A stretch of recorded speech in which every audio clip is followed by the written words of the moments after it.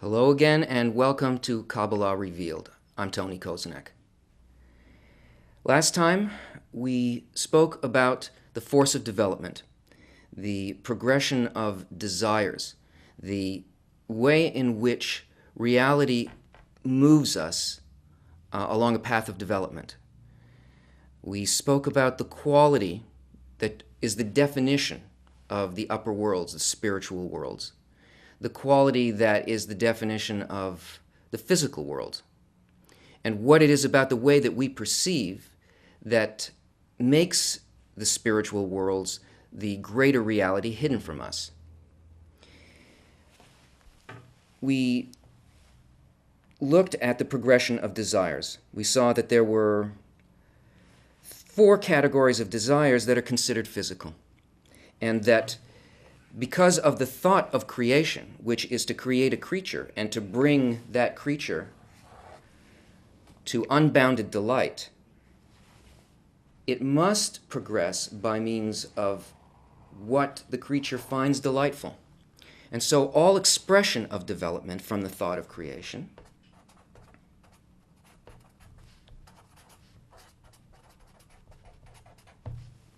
is expressed through a lack and a filling. And we saw that desires progressed from simple desires, animal desires, for sex, for shelter, food, family. And when that was filled, we moved on to a greater desire, which is a desire for wealth, which is an accumulation of the first one. And when that feels empty to us because we are still feeling something driving us, something that's pushing us ahead, something that's pulling us forward, we feel that thing as a kind of a taste, as something that we must have, and we move towards it. And once we have it, we can't taste it anymore. But this is the force of development moving us on. And from wealth, we move on to fame, power. Once we fill that, we're moved on by our emptiness into knowledge. And then once we find knowledge empty, we find ourselves in a confusing situation in which nothing from this world can satisfy us. And if you recall, it's at that point at which a completely new level of development becomes accessible to us. So, when that special desire enters the heart from the spiritual, which is qualities of the will to bestow, it changes everything within the human heart. And the human heart, when you hear the term heart in Kabbala, it means the sum total of all desires that a person has. This heart is still filled with desires that come from the physical world. These are still the things from categories 1, 2, 3, and 4. This desire, which is a desire to reach the spiritual, is called Israel, from 2 Hebrew words, yashar meaning straight, and el meaning God. A desire for a direct connection with God. These corporal desires are called nations, the nations of the world. In other words, the desires of the physical world. Up until this point, the force of development, the way in which desire moved us until we came to a point where we actually needed to feel what was above the physical world, happened in an unconscious way. But from now on, it has to happen in a conscious way, because this point in the heart is a spiritual gene. It's like the embryo of the soul, and the soul is a kind of a desire. And it must be filled, the heart must be filled with this desire. It must fill everything despite these other corporal desires. In other words, all of the desires that we have to undergo a transformation, a correction. And it's by correcting these desires that the desire to go directly to God can be fulfilled.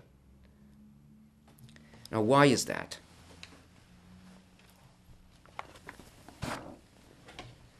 In our original state, at the root of our soul, we were connected to the Creator as the Creator and the creature. In fact, these are the only two things that exist in creation, the Creator and the creature. And here we were adhered to the Creator as one being, as one unified creature. But because of the thought of creation, which is to create a creature and fill it with delight, that was only the starting point. It was the beginning of a system. And this quality of the creature, which is the will to receive, started to expand purposely. And as a result of the expansion of this quality, of this desire to receive for myself alone, a greater diversity in quality started to grow between the quality of the Creator, which is bestowal, and the quality of the creature, which is reception. And as this egoistic intention expanded, the first creature, the whole creature, the collective soul called Adam Harishon,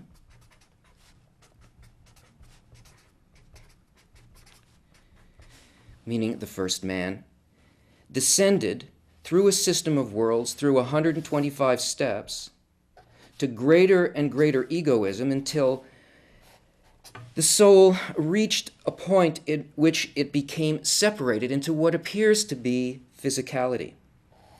That is, the collective soul was shattered into 600,000 parts, each one of these parts having a piece of the original, each one of these parts a desire. Now, because this is a process, and this is only the halfway point, this broken, shattered aspect of the collective soul in which we experience isolation, separation from each other, a kind of antagonism towards each other, a desire to exploit each other, and an experience of the physical world, this is the halfway point, and it is going to be corrected. It's going to rise back up through this system of worlds, back into this state of adhesion with the Creator, but it can't do it all at once. So purposely, it was broken into 600,000 parts. Each one of these parts was likewise broken down into 613 desires. That is, each individual desire within Adam Harishon consists of 613 desires that can be corrected. The parts are small enough. It's like dividing a huge treasure and giving a coin to each person, knowing that each one will return this quality of bestowal, this point in the heart that's placed inside of it, can be trusted to bring that point back to its origin and put the treasure back together as a collective once again. So in the point in the heart of the individual who begins to feel this desire for spirituality, this coin from the treasury of the king, plus the 612 other desires that exist in the heart, must be transformed bit by bit to resemble to a greater degree the quality of the Creator, to reverse this process. Now the thing is, this process of the return, of the correction, of the tikkun, of the transformation, of the fulfillment of the thought of creation, it's going to happen. And all of us, all 600,000 pieces of the collective soul, are going to rejoin and are going to ascend from physical, selfish perceptions and a world of suffering back into a complete whole interrelationship with each other in such a way that we reach the goal of creation, which is adhesion to the Creator and the complete filling and of the greatest unbounded desire. It's going to happen.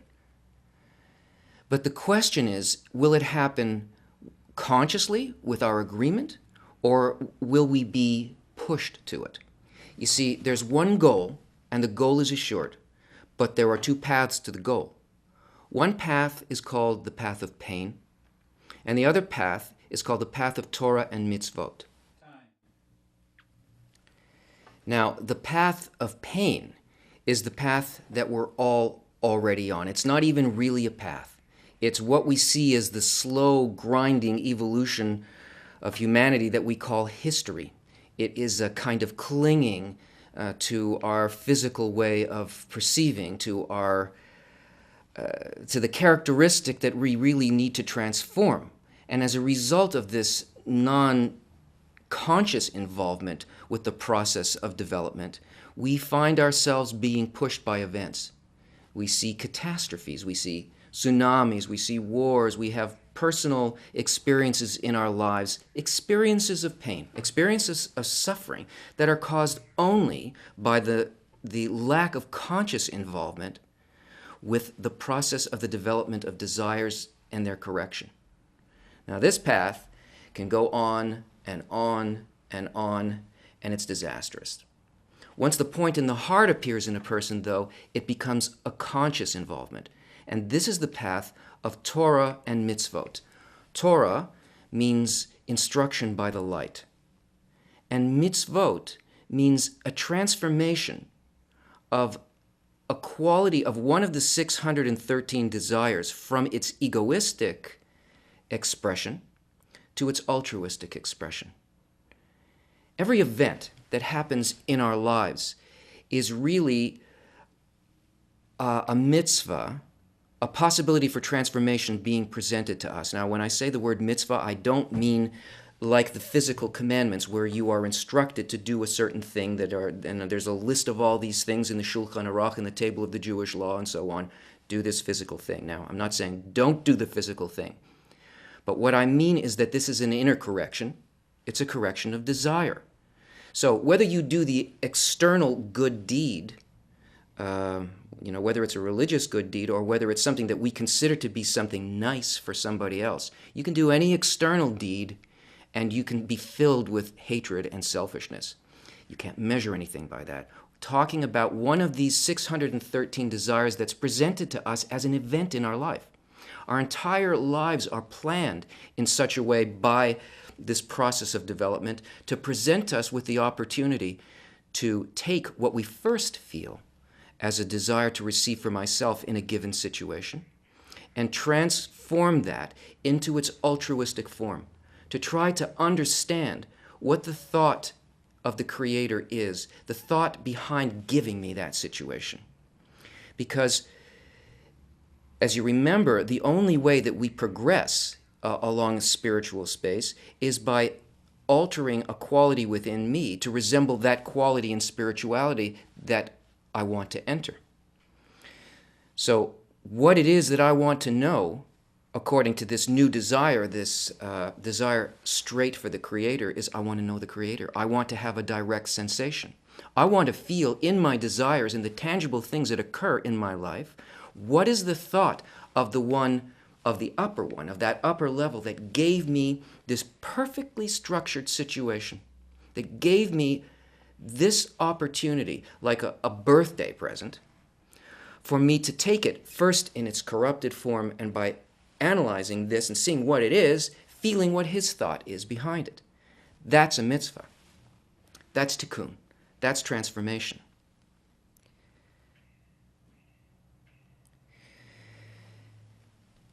These 125 states by which we descended from our connection to the complete reality down into our separated status as individual people and desires, these 125 steps are also completely encompassed by these 613 mitzvot.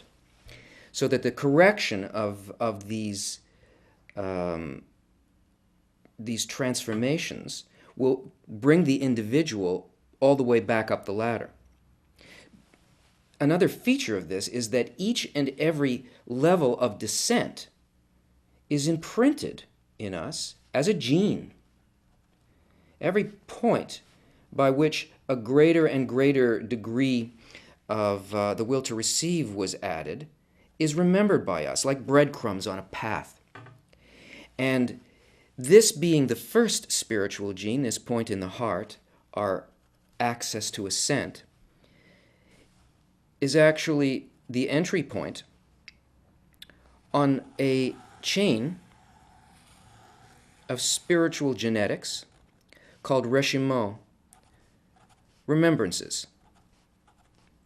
And all of the events that happen in our lives that bridge us between these 613 transformations of the will to receive to the will to bestow that bond us to the Creator, each event is laid out for us in a perfect pattern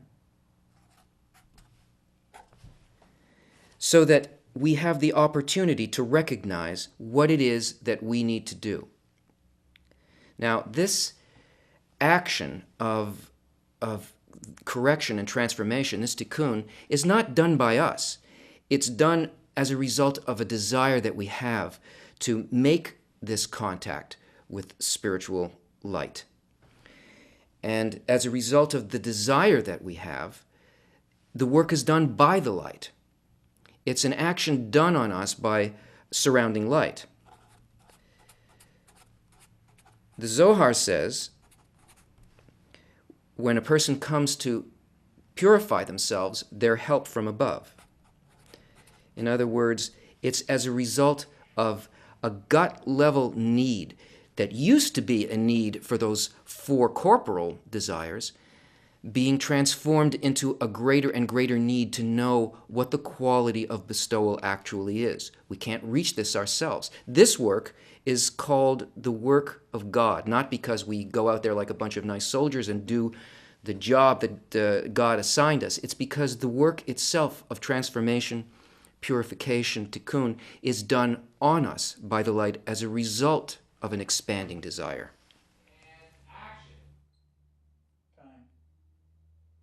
But don't be confused by the word light. Don't think of it as a physical thing. Remember that the quality of the spiritual world is a quality of attributes. It's a quality of intention, feeling states. And if you want to feel the contrast between your intention and the intention of the light, then you can't simply have a desire and have it filled directly by some kind of pleasure, the way that we do that in the physical world. In order to feel the difference between our state and the state of the light, my intention and the intention of the light, it's necessary to have a sensor, something that can feel the light. And this sensor must be an intention. It's called a screen. This is what we referred to in our last show as the additional sense, the sixth sense. Now, this screen acts as a resonator, a contrast point between the desire that sends this which is given by the light, and rather than having it just go directly in, it hits this screen and it causes a sensation of difference between the intention here and the intention here. And this screen, or mesach, this is the tool. This is the way in which we can turn the will to receive, which is our matter, and the only tool that we have to work with, into something very different.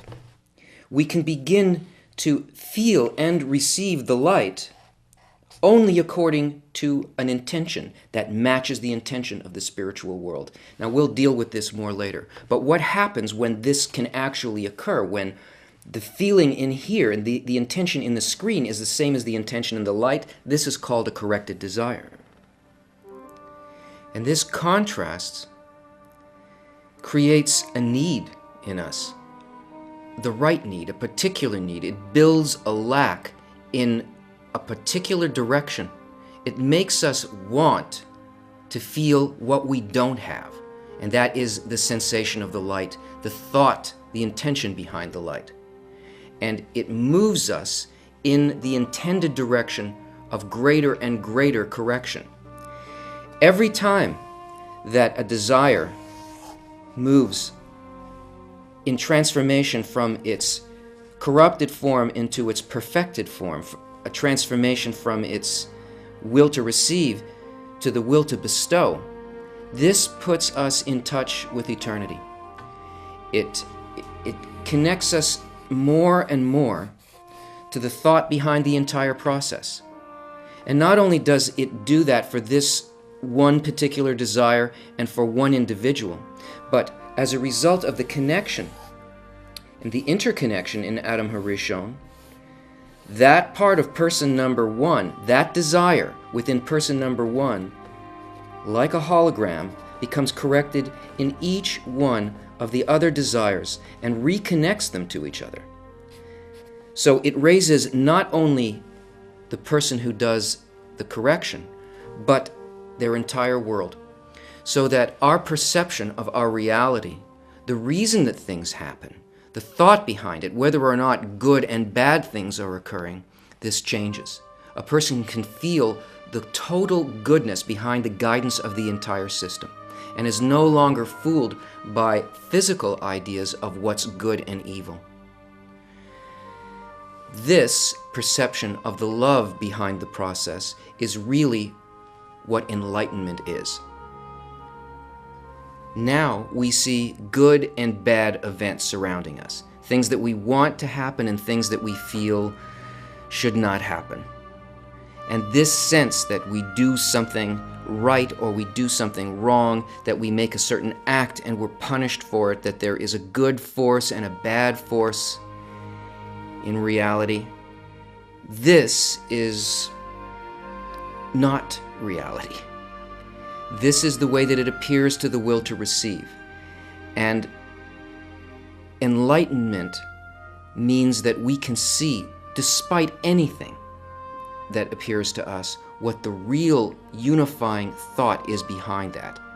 Join us next time when we look at the force of development, the reason for suffering, and how we can rise above that.